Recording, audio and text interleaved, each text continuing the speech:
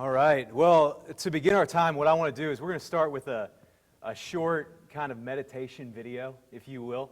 So I want you to engage with this, and then we're going to dive into our time together.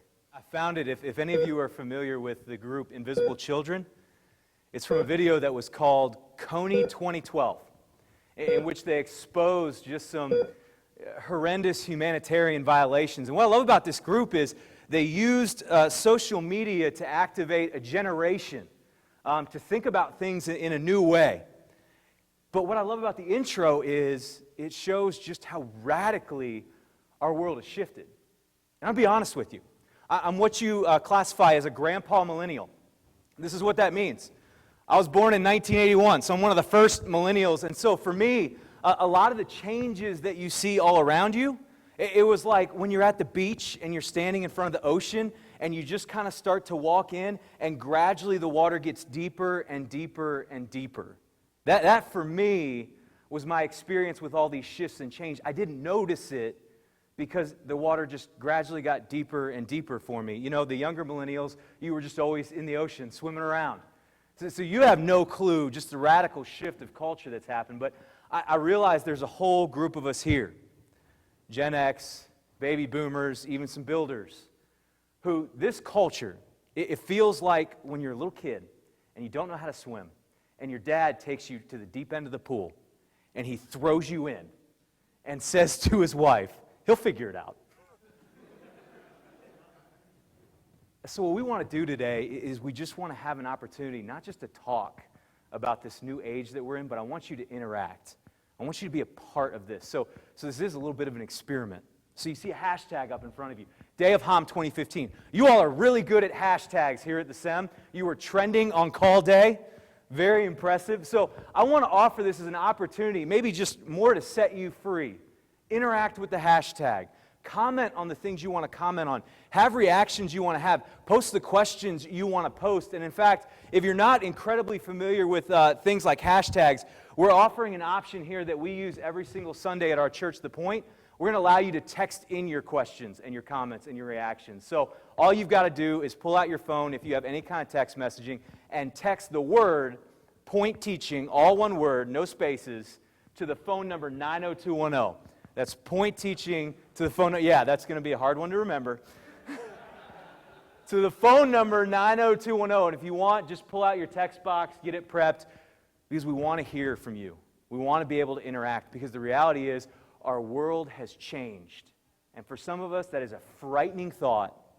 But what I've realized is that provides so many opportunities that did not exist even 10 years ago. You see, for me, when I figured out the world had changed, it was kind of a shock. I remember it was 2013, and I was presenting at the National Lutheran Church Extension Fund Conference in one of the side areas on social media, because somebody said, oh, Matt's a social media guru. Now, what that means in the LCMS is this: I owned an iPhone and a Facebook account. They said, there's the guru. No, the reality was God has just been more gracious to me than I deserve, and I got to marry a woman that was far smarter than I was. And while I was getting ready to plant the church, she was working here in St. Louis at the Brown Shoe Company. They've changed names now. And she was one of the people that was in charge of starting Famous Footwear's first Facebook page. And so when we're starting this church, she goes, do you want me to start a Facebook page for it? And I was like, why not? She started a Facebook page that for a while was better than our website. And all of a sudden what I realized was this just wasn't just a place for us to share what we were doing. This started to become a platform for interacting with people, and a platform where those interactions started leading to baptisms. And it was exciting. And so I was so blown away to have the opportunity to stand at this conference and to be able to share with people the opportunity that was in front of us. And so we get through the first session, and the light bulbs are going off, and I'm just excited. Second session, I'm just pumped to still be there doing it again. And all of a sudden, we're not going to name drop, but somebody walks in who is so prominent, I've seen them in publications all around, and they walk to the front row of my lecture, and they sit down right in the front row, and I am just whizzing my pants, okay? And as if that's not bad enough, they look at me and they say, somebody said I needed to come to this session. And I'm like, great. I'm going to be in trouble here. So I'm like, just get through the session. And the session goes well. Light bulbs, again, are going off. And I'm like, does anyone have any questions? front row. And I'm thinking in my mind, does anyone else have any questions? And so I'm like, okay, what's your question? And he goes, did they teach this to you in seminary? And here's what I'm going to tell you about seminary. I loved my seminary experience. I remember the first day walking into the auditorium for our, big orientation. I remember sitting right over there in the corner, and I remember Dr. Meyer standing up and saying, you will not wear hats on this campus, and all of a sudden I was like, I am wearing a backwards baseball cap. This is not going to go well for me. But what I remember most over top of that was one of our professors standing up here and saying, seminary is not a place for you to get all the answers. It's a place where we will give you a toolkit that you can take out into the culture and you can use to engage your culture with a theology that will bring people to salvation. That's cool. And what I realized was that's absolutely what I got. And so I think about my church plant experience, and I realized that had it not been for this place, I would not have been able to do what I'm currently doing. I would not have been able to see the impact that we're currently seeing. And so whenever somebody leverages a question about what I did not get at the seminary, my mind always goes to all the incredible things I did get and where they would have time to squeeze anything else in. So I'm finding the nice, very PC way of saying, we don't really have time to do everything because you just can't encompass everything. But they kept pressing the question. They kept raising their hand and asking the same question until finally I was backed in the corner and all I could say was, no, I didn't learn it. And at that point, I got a little mad because I had this great theological toolkit, yet I didn't have a tool for something that I was spending over half my time wrestling with. And I started asking myself, wait a second, why didn't I get a tool for this? I spent a lot of money on this education. Where are my social media tools? Where's my tool to engage the culture? And then what I realized was, you can't teach something that doesn't exist. See, I started seminary in the summer of 2005. And I got a little timeline up here for you that's just going to be fascinating. This is a timeline that breaks out for you social media and technological change that have literally reshaped the way we think in the world we live in and when they occurred. So 2005, I'm sitting in Dr. Shuckard's Greek class, and all of a sudden YouTube is beginning to reshape the landscape. 2006, I'm taking my first Hom breakout in the summer, and all of a sudden these major brands like Nike and Aquafina and Honda are realizing we need to jump in as a brand into the social media thing. So they're getting MySpace pages. And then all of a sudden, before I go on my vicarage, this little thing called the iPhone comes out, which changed the game, so to speak. It was taking the iPod and the smartphone and basically marrying them together in this beautiful thing. It was like taking my laptop and putting it in my pocket. And all of a sudden, apps were no longer something you eat before dinner. They were something that were reshaping the way we live. And then, by the time I'm getting ready to graduate, of course, vicarage, Facebook hits. I didn't even start my first Facebook account. My girlfriend, now wife, did, because she wanted to communicate with me. And then I'm getting ready to graduate in 2009. And I'm talking to my now mentor, Greg, who's going to be the lead pastor of my church plant training. And he says, you need to get on Twitter. And I said, who in the world is going to waste time microblogging? But I got on Twitter. What I realized was from 2005 to 2009, the world had radically changed. And we may be saying to ourselves, well, why didn't we start engaging that the moment it happened? Because nobody realized the impact that it was going to be. I was doing some research. Have you guys ever seen the first ever YouTube video? Like, nobody saw YouTube becoming the second largest search engine in the world, because this is the kind of stuff that was being shared. This is also an example of digital regret. Nobody knew this was going to come, but it's literally reshaped the way we do things. And the reality is this: it's put us face to face with the challenge, not just of our time, but of every time, which is how do we share an unchanging gospel in an ever-changing world? And there's a couple kind of negative ways that we like to sometimes address this challenge. Sometimes we like to say to ourselves as the church that we're the only ones that are facing this problem. Okay, and I wish things were the way they used to be, because nobody else has to deal with the ramifications of the world we live in. But the reality is everyone was affected by the rapid shifts we're seeing in communication. PR groups have realized that they can no longer deal in a top-down system. They have to not only do press releases, they have to have teams of people that can manage social media for companies. Companies have learned the hard way that they can't be top-down anymore and have lost thousands and millions of dollars realizing these mistakes when they would delete somebody's post on Facebook because they didn't want to engage with it. Not only that, the financial industry has learned that social media now affects everything. I was shocked when a few weeks ago I opened up my news feed at the Starbucks and this article came up. Big investors say social media influence affects investments. What I learned was literally the stock market is beginning to ebb and flow based on what people are saying on social media. So church, you're not the only one to be affected. Everyone was affected. And the other thing we wrestle with is we like to set up kind of a demon in the room, and we like to say to ourselves, the medium is the message, and how awful is this medium? This is a communications theory. The medium is the message. The problem is, if you have limited experience in communication, you don't realize that it's not the only communication theory. And the problem I see with it is, it's a bit of a reach to say that the medium is the message. Now, they've done some really interesting studies on oral versus written communication mediums and how that does affect the message. So, for example, oral is real time. So you don't have as much time to stop and process and really kind of polish over your words versus written where you can really sit down and you can really kind of massage things. So that will affect the message that's then sent out. But the reality is, it is not the message. Think about it this way. On Twitter, people have used Twitter to do social media bullying, right? Schools are having to wrestle through this.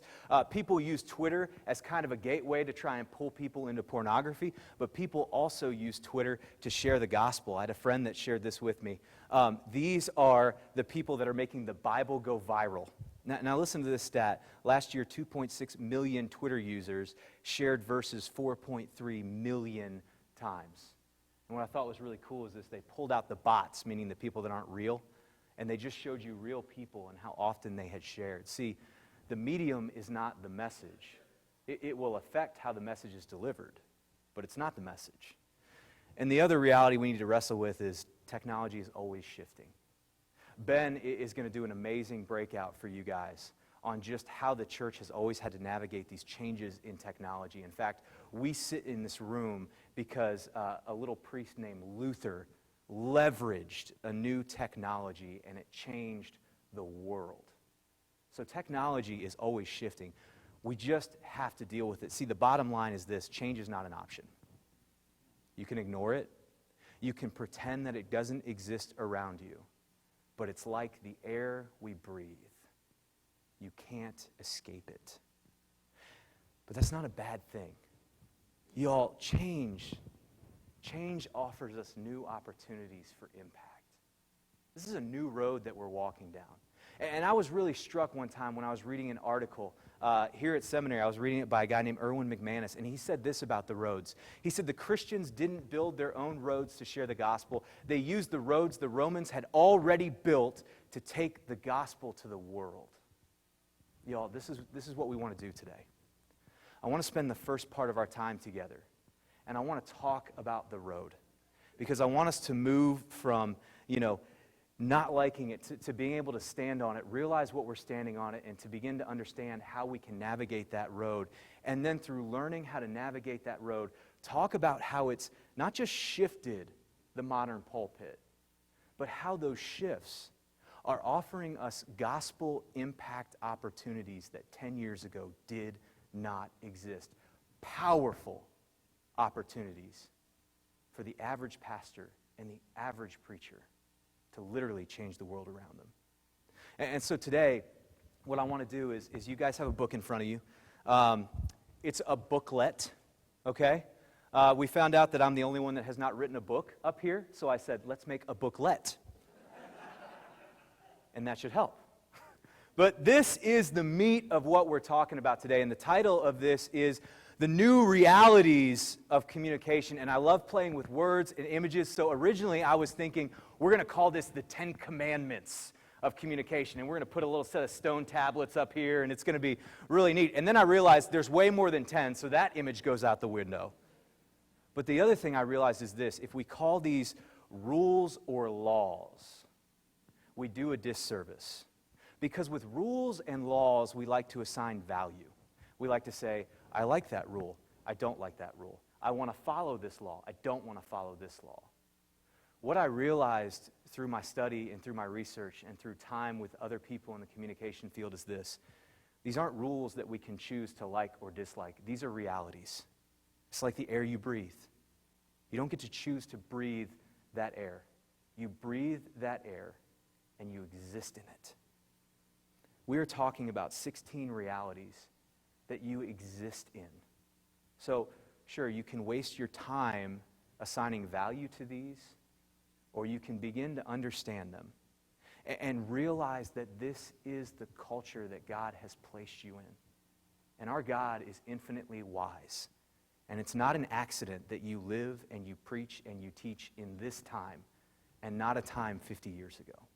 So I would strongly encourage you, I would strongly encourage our Senate as a whole to stop wishing for a time that is no longer and can never be, but to start realizing the time we live in and the opportunity that has for us today to be a part of the great impact that God wants to make. And so to understand these realities, it all begins under the simple reality that we are simultaneously connected and disconnected. And I love the way we talked about that in the message today, and just the reality that, it's always kind of been that way, but today it's exaggerated. You can sit on your couch, the comfort of your own living room, by yourself with your smartphone in hand, and all of a sudden you have access to the world. It's an amazing thing. In fact, they say that the average adult has roughly 200 to 300 friends on Facebook. Okay, the average person can only keep really 150 meaningful connections, yet we have somewhere around 300 that we're connected to with the push of a button. It's amazing. But the incredible thing to me is this person can be completely connected and yet totally disconnected from everything around them. And it's easy to point out all the negative sides to it. But as I was getting ready to come out here to this talk, I realized one of the greatest positive sides of it. I can connect with people in a meaningful way I couldn't connect with in the past. As I sat in my house by myself because my wife and 2 kids got to go on vacation early, and they're sitting at the beach, and all of a sudden I get this phone call, and I'm at the park with my son, who, God bless him, looks more like my wife, and that's going to be a good thing for his life. We got to connect. In fact, it's incredible to me because even 4 years ago, this wouldn't have been possible. And now my niece, who's 4, if she hears that phone ring, and she sees you talking on the phone, but she cannot see who you are talking to, she gets angry because it created a new expectation for connection, even though you're disconnected. The other reality that we live in is this: we have very personalized boundaries, more so than ever before. In fact, every single platform that you're going to step onto has these things we like to call privacy settings. So while we're sharing things with the world, we choose how much we will or will not share with the world. We choose what platform we will or will not share that on. And it's created new expectations. Probably the greatest shift I've seen for pastors and preachers is this: it's created the expectation that in the past, if somebody came to visit your church, you could just show up. In fact, it was told that you should show up that day or the next day with what? Like a loaf of bread or the coffee mug with the church logo on there, right? No longer. In fact, I'm in Knoxville, Tennessee. That's hazardous to your health in an area where everyone carries a gun. What people expect now, due to a plethora of platforms and options for connections, is that you will first connect with them in a way that they have connected with you before you have that face-to-face interaction. It's no longer appropriate to just show up and surprise somebody. So how do we as church begin to navigate that? Something we did at our church is this: we have a thing called check-in, and we play this video each week before we start service. One of the best ways to interact with us during worship and throughout the week is on the Point Knox mobile app. If you don't have it, you can download it by searching your app store for The Point Knox. We'd love to know you were here, whether it's your first time or you come out all the time. So go ahead and check in. You can check in using your phone number, Facebook, Twitter, or even Instagram. It's one of the best ways to connect with us if you have a prayer request or you're interested in joining an impact team, want more information about Jesus, recommitting your life to Christ, a call from the pastor, or even getting baptized. So pull out the Point Knox mobile app, and we look forward to connecting with you. See, the thing about personal boundaries is this. It's not that people don't want to connect. They just have more options on how they can connect. And so we as a church said, well, let's try to connect with people how they want to connect. So I started working with a programmer on a check-in platform that would be a little bit more robust. And so now when I sit down with our connection team, they've got a simple rule. You may connect with people the way they connected with you. So when somebody leaves us a phone number, they're able to call them or text them. If somebody leaves an email, they'll send them an email. If somebody connects on Facebook, they'll use Facebook, Twitter, Instagram. And the reason for that is this. We want to connect with people how they want to connect with you. And we realize that that will lead to a moment often where we can sit down and still do the face-to-face. But in fact, when we sit down and do the face-to-face, after we've respected the highly personalized boundaries, the connection is deeper and goes there quicker because people already feel like they have a pre-existing relationship with you. So the boundaries are more personalized, but it's not a bad thing. There's an expectation we have for immediacy. See, something with culture is this. Every time we have a shift in technology, it changes our understanding of time and how quickly things should be done.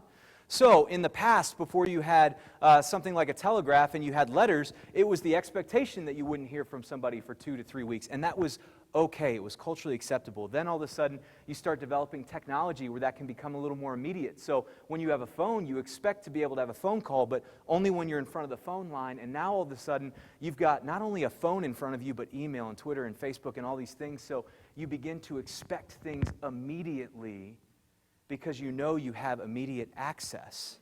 So all of a sudden in our culture, seconds feel like minutes, minutes feel like hours, hours feel like an eternity. It's the reality we live in. But it's really interesting to me how it's shaping things. I was getting ready to do a lunch with a guy that goes to our church. He's a VP of technology security at Clayton Homes. And so he's very tech savvy. And he texted me to let me know he was going to be about 10 minutes late. So for me, I'm like, that's fine. I'll sit here, hold down the fort, do a little more work on the smartphone. And then the next thing I know, I get this text. And it says, Jody Swafford has invited you to join WASI. I don't know what WASI is, but I was curious. Waze? Waze. Hey, let me tell you this. You're streaming this? Oh, that's awesome. Okay, Waze, not WASI. So I clicked on WASI because you weren't there to tell me it's Waze. And all of a sudden, this pops up. And I'm like, now I'm sitting in the restaurant, and all of a sudden I can watch him drive in real time. I don't care that much. But it's cool that I could do it. But something like this was developed because of the expectation for immediate understanding of where people are. And that has kind of snowballed into this thing that's a demand for reciprocity. So not only do we have this demand for things instantly, but we also have a demand that when we put something out there into the digital world, I want to hear back from you. And I want to hear back from you immediately. Now, we live in what's called a 24/7 culture. And people are not 24/7. I don't know about you, but I got at least 6 hours of sleep last night because I need them. We can't operate like that. And so sometimes it's becoming difficult with having people that have this expectation to be heard from, which right or wrong is just the way it is, and know that they can be heard from immediately. How do we navigate that? I have another friend up in Minneapolis, Dave Larson. He's a church planter. Church planters are busy. I've learned this. But Dave Larson is not just a church planter, he's a worker priest church planter. So now all of a sudden, he's really busy. And not only is he a worker priest church planter, but he has 4 kids. He's a busy that I can't begin to fathom. And so I was sitting on his board and we were talking about something, and so I shot him an email. And not 1 second later, I get this response back from Dave, explaining to me that he's not able to be on email all the time, that he is looking forward to responding to my email. I felt special. And that he will get back to me as soon as he can. See, Dave recognizes that people have a demand for reciprocity, and so he wants to create a platform that's going to honor the fact that he can't be 24/7, and he is busy, and he has a lot of things on his plate, but he also wants to honor the cultural understanding that I want to hear from you. So now I can go back to what I'm doing, because I'm not thinking about whether Dave got my email or not, or whether it offended him or not, or why I am so self-centered. Some of you got that. That's good. This is one I want to sit on for a second. We as a people, we are emboldened by anonymity. This, for us, has become a huge, huge issue.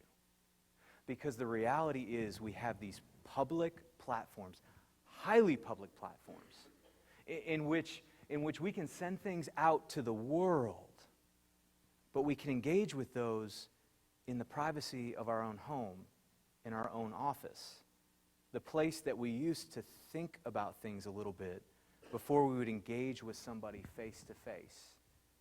Now all of a sudden what we're seeing is that people are letting the deepest, darkest thoughts of their heart out for the world to see without thinking about the ramifications or consequences, not just for themselves, but for the people they're engaging. Now, as a pastor, even as early in ministry as I am, I've experienced this a lot. My favorite was when we did a bar church event.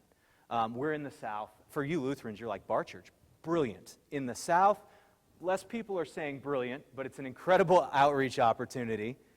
And so I wanted to honor that. I didn't throw it out on the radio or anything. We just we're doing it. And somebody that used to be engaged with our church threw up a post.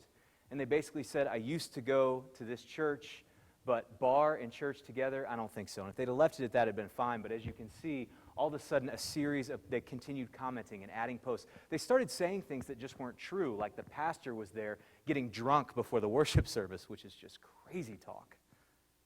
But here they had this platform, and never once did I get a phone call. Never once did somebody decide to sit down in front of me and say, hey, why are you doing this? This is actually, Brian Wilson, the only person that has been banned from the Point Facebook page. And it takes a while to get banned, but we'll do it. See, that's the reality we live in, and I wish I could say it was just with parishioners. I've experienced this with my brothers in ministry. One time I did a worship conference, and somebody blogged about it. That's fine. Blog about what we're doing. That's okay.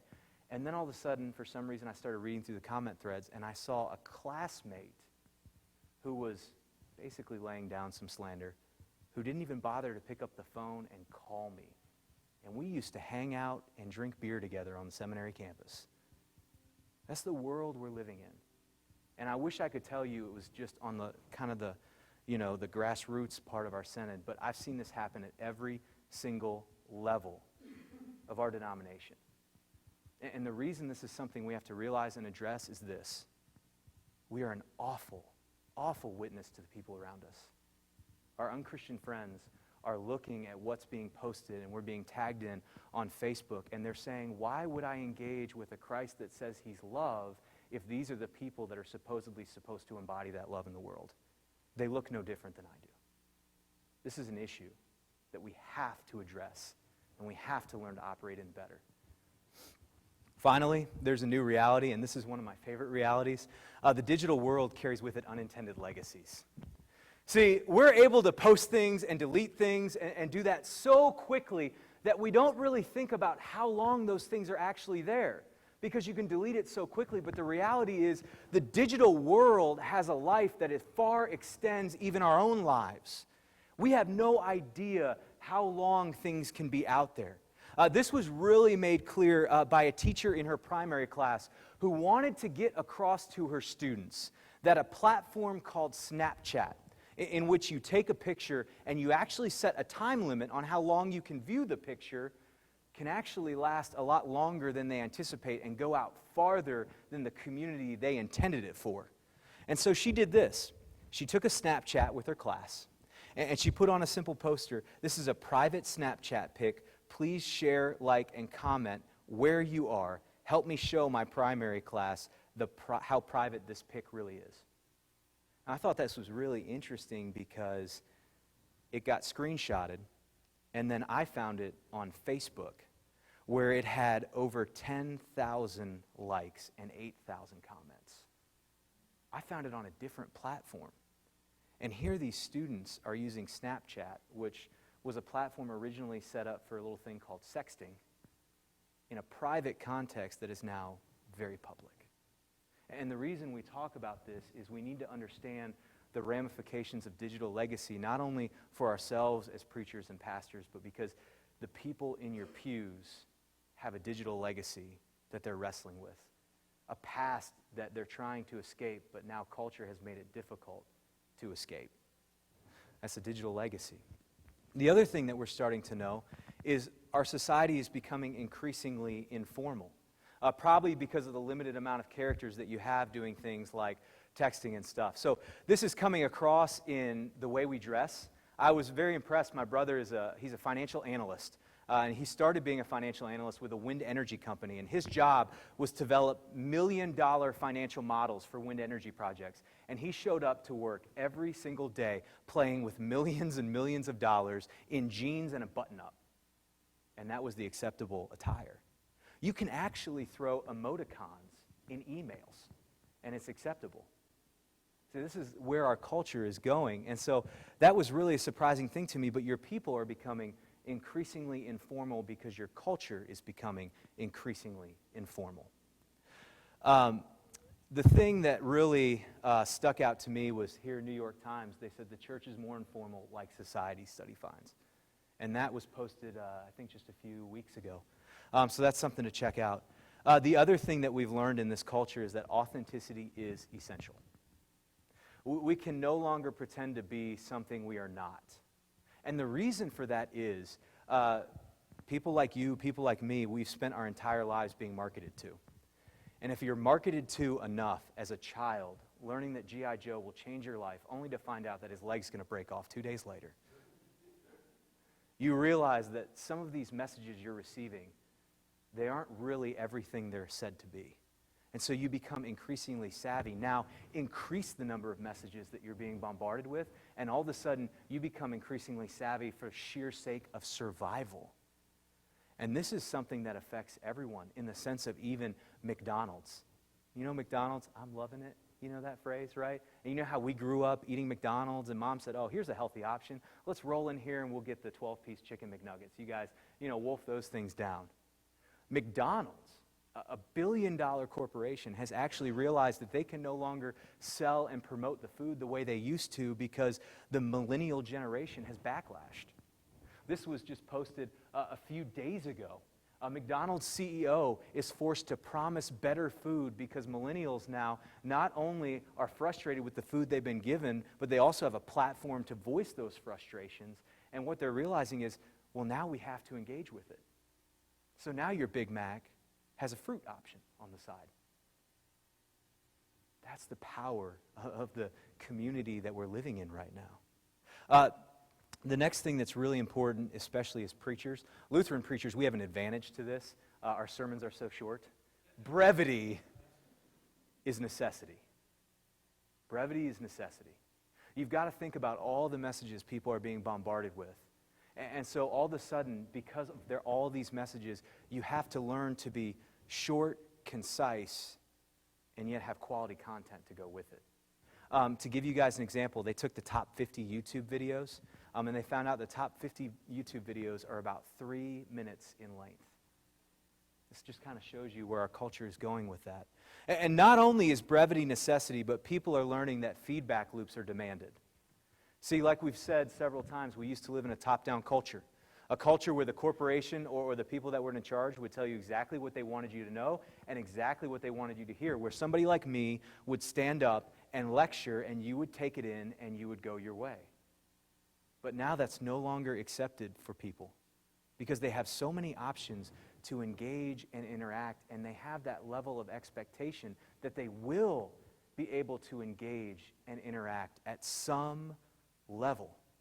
That's why this little thing called the pound sign became what we like to call the hashtag that people would use to engage with everything from your call service to major events to major issues happening in the world. There's a demand that we would have those feedback loops. And the reality with those feedback loops is this. The back channels are always open. This is going to be a bit of a grainy image, but I love this image. I found it in a marketing book on digital communication. And it kind of shows you the reality. Students now are being given laptops when they come into school, and you're sitting there in the average lecture class, and all of these computers are open. And what you begin to realize is all of these computers are connected to the internet through Wi-Fi, and every single person in this audience actually has the ability to communicate with an audience all their own.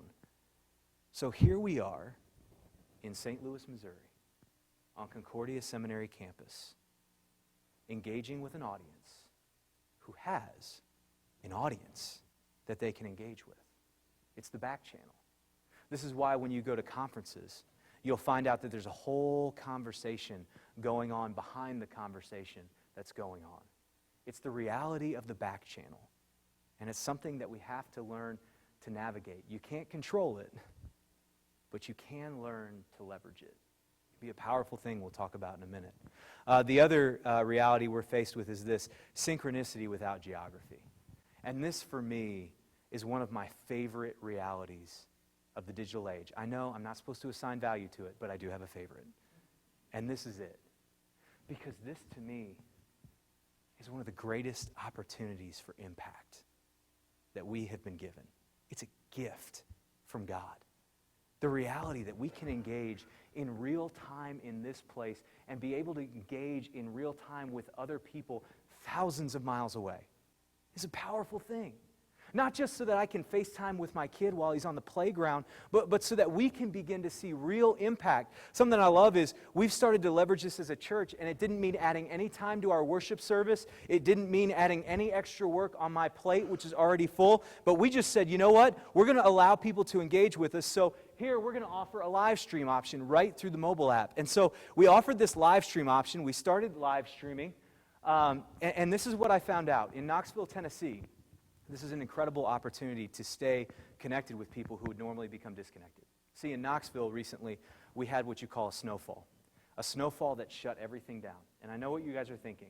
6-foot drifts, blizzard conditions, right? No. This is Knoxville, Tennessee. Dust on the ground, threat of snow. Worst worship attendance we had all year. Over half of our people showed up. The first service, I felt like we had just replanted. Right? It was like sparsely populated there. I think we got like 60, maybe 70 people in the auditorium. But all of a sudden, what I found out from our live stream team was this. We had another 60 or 70 people that were at that exact moment live streaming the service. We take texted questions every week, and we actually had people who were live streaming the service who were snowed in, who were texting in their questions and actually beginning to engage with us. And all of a sudden, what could have been one of our worst attended Sundays for us, like 170 people, turned into a Sunday where we had 170 people live and over 150 people live streaming, making it one of our best attended Sundays of the year. See, this is an incredible opportunity. Think about the shut-in who wishes they could get up and wishes they could go to service. And I had a friend, Justin Bell, who lives up the street from me, and he says, man, think about the implications of this when it comes to just being able to do intergenerational ministry. Because all of a sudden you take the young person in your church who wants to engage and you send them to the elderly person's house. You help them set up a simple system where they can live stream and engage with the service on a Sunday. And I know you guys are thinking, well, yeah, you guys have access to all kinds of technology. No, this has been one of the most frustrating things in my ministry. We couldn't quite get it to work right until I finally just got so frustrated. I said, Seth, give me the iPhone, set it up in front, and set it to stream. And that's how we started. And it allowed people to engage. It's an opportunity to leverage the gospel that it didn't exist before. It existed, but not in the hands of us, the average preacher, the average teacher, the average pastor. It's a powerful thing. What you need to realize, though, in this culture, with our ability to be the average person and shoot this out, is our people, as we have said, have a huge competition for attention. I remember walking through Times Square for the first time and just being blown away at just these huge TV screens on all the buildings around me. And what I've realized is this is my every single day reality. I will sit in my office with at least 3 screens at my access, my phone, my iPad, my computer. You can set up a technology-free zone in your church, and your people are still walking in with a screen and the ability to distract themselves. We have a real competition for attention. And the reason this is important as preachers is because content has always been important, content has always been primary, but the reality is now connection is just as important as content. In fact, if you're talking about the act of preaching, connection becomes the first thing you need to do over your content. Otherwise, if you don't connect, the phone's going to come out, and all of a sudden people are going to engage somewhere else, and you're going to keep doing your thing.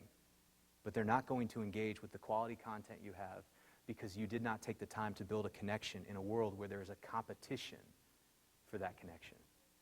Like Ben's sermon today, opening up with Daft Punk, a brilliant move for connection so that he could get the gospel content across to his people. We've got just a few more here. Our people are crying, please help me. I'm at times crying, please help me. It's just the reality of our age. The other thing is this, you've got a lot of user-generated data. So it's not just the platforms that are vying for our attention, but the users of the platforms are actually the one that are generating the content that's being consumed. It's a very new culture, and it leads to the next reality, which is people oftentimes are living on tidbits of information. They're no longer waiting for the expert. You don't need to have the doctorate or be the person that the news channel decided to put on TV. In fact, CNN is quoting bloggers, people that pay themselves to write about what they want to write. And here's the reality of tidbits of information. This is a very individual issue. So if you, as an individual, you're somebody that loves to dive deep, you're going to find that the waters are deeper than they have ever been before and more easily accessed. But if you're an individual that loves to stay on the surface, you're going to find it's very easy to build opinions and formats with the sound bites that people throw out. It's very individualized, but it's a reality we live in, that people live on tidbits of information. And this last point, this is the point that is going to frustrate the Lutheran the most. The person that's learned to navigate the acronyms and the paperwork and loves the rules. There are no hard and fast rules. In fact, you're not going to hear any hard and fast rules because by the time you write the hard and fast rule, you doctrinally review the hard and fast rule, and you release the paper-bound book for the hard and fast rule, that platform no longer exists or applies. I love Dave's joke at the beginning. I'm excited to start my MySpace page. Because that's the reality. So in a culture like this, while rules become difficult to pin down in the traditional sense, rules become less important than really instilling for people values. Values that can transcend the platforms, that can give people a system in which they can live in which, as the platforms are changing, they can learn to navigate that in a gospel-centered way. Your people aren't crying out for rules. They're crying out for values they can use to navigate. What does this mean for us as preachers? And how does this begin to change the pulpit in which we preach? And it looks kind of like this. This was the 20th century pulpit. Presenter stands up. Presenter presents. It was very one way. You had feedback opportunities, right? That's why you went to the back of the room and you shook every hand, right? And if the message went well, they would say, Pastor, that was a great message. And if it was a terrible message, they would say, Pastor, isn't the weather lovely? Their way of saying, can't wait to get into it, so glad you're done. That was the old pulpit. But now, based on this world we're living in, the pulpit looks radically different. And I just want to challenge you, don't allow this to overwhelm you. This is the 21st century pulpit. It's a pulpit that has 3 distinct places. One, there's the traditional live audience like we have here. But the reality of that live audience is now demanding those feedback loop opportunities. But not only are you talking about the live audience, you're talking about the back channel audience, which is the audience that your audience has, that your audience is engaging with while you are preaching the word. But not only that, and this is where incredible impact can be leveraged. You, as the preacher, have another audience outside the audience you are speaking to. An audience that you can begin to engage with without adding time or extraordinary work to your already overpacked schedule. An audience in which you can see real gospel impact. This to me right here has been one of the most powerful realities of the age that we get to work in. Because this right here is a place where you can really see lives changed. I'll start with this first one here. One of the ways we've navigated that is similar to the way you're navigating it, by allowing you to text in questions, allowing people to hashtag. Every Sunday, we encourage our people to do the same thing. And it's amazing to me the things I've seen.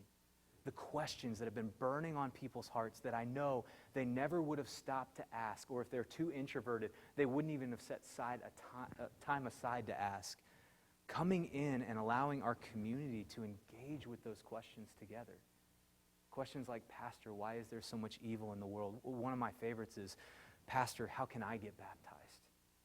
How can I begin to see faith change my life? And each and every week, we get to be engaged by these questions. It was so powerful to me because this week we were talking about the story of Rahab. And in the story of Rahab, we hit the question section, and the first question, or the last question that popped up was this. It was somebody that said, I've been coming out to the point for a few weeks now, and I feel like I've finally been able to throw my red cord out the window. I feel like each and every day God is changing my life, and He is filling me with grace. I don't know about you. That's something I want to celebrate as a church. And we had the opportunity to do that. Yes, in an anonymous way. But all of a sudden, the people that we were in the room with, they realized that this was more than just something to do on a Sunday morning that you could stack up next to something else.